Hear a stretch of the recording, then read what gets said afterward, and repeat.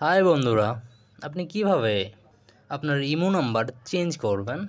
আমাদের অনেক সময় পুরাতন নাম্বার থেকে নতুন নাম্বারে ইমো ট্রান্সফার করতে হয়। তো আমরা কিভাবে পুরাতন নাম্বার থেকে নতুন নাম্বারে ইমো নিয়ে আসবো? দেন আপনি যদি চান তাহলে খুব সহজেই কিন্তু এই কাজটি করতে পারেন। আপনি চলে আসবেন ইমোতে আসার পর আপনি আপনার প্রোফাইলে চলে আসবেন। দেন নিচে দেখতে পাচ্ছেন সেটিং অপশন রয়েছে, সেটিংসে ক্লিক করবেন। সেটিংসে আসার পর আপনি এখানে পেয়ে যাবেন অ্যাকাউন্ট অ্যান্ড সিকিউরিটি, এখানে ক্লিক করবেন। দেন আপনি নিচে দেখতে পাচ্ছেন চেঞ্জ ফোন নাম্বার নামে একটি অপশন রয়েছে, এখানে ক্লিক করবেন। দেন আপনার সামনে এরকম একটি ইন্টারফেস চলে আসবে। তো আপনি আবারও চেঞ্জ ফোন নাম্বার এখানে ক্লিক করবেন। এখন দেখতে পাচ্ছেন এরকম একটি ইন্টারফেস আপনার সামনে চলে আসবে। দেন আপনি এখানে কিন্তু আপনার নাম্বারগুলো বসিয়ে দিতে হবে। আপনি উপরে দেখতে পাচ্ছেন enter your old phone number, এখানে আপনার পুরাতন নাম্বারটি, যে নাম্বার দিয়ে ইমো খোলা সেই নাম্বারটি এখানে বসিয়ে দিতে হবে। দেন আমি আমার নাম্বারটি এখানে বসিয়ে দেই 017।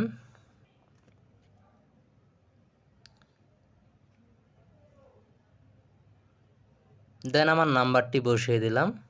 এখন আপনি দেখতে পাচ্ছেন নিচে রয়েছে enter your new phone number. তো আপনি যে নাম্বারটি নতুন করে বসাতে চান সেই নাম্বারটি এখানে বসিয়ে দিবেন।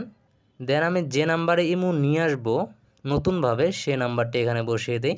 দেন আমি 01741। দেন আমি আমার নতুন নাম্বারটি এখানে বসিয়ে দিলাম। এখন উপরে দেখতে পাচ্ছেন টিক চিহ্ন রয়েছে, এখানে একটি ক্লিক করবেন। দেন আপনি নিচে অপশন চলে আসছে কনফার্ম করে দেবেন। দেন এখন আপনি ওকেতে ক্লিক করবেন।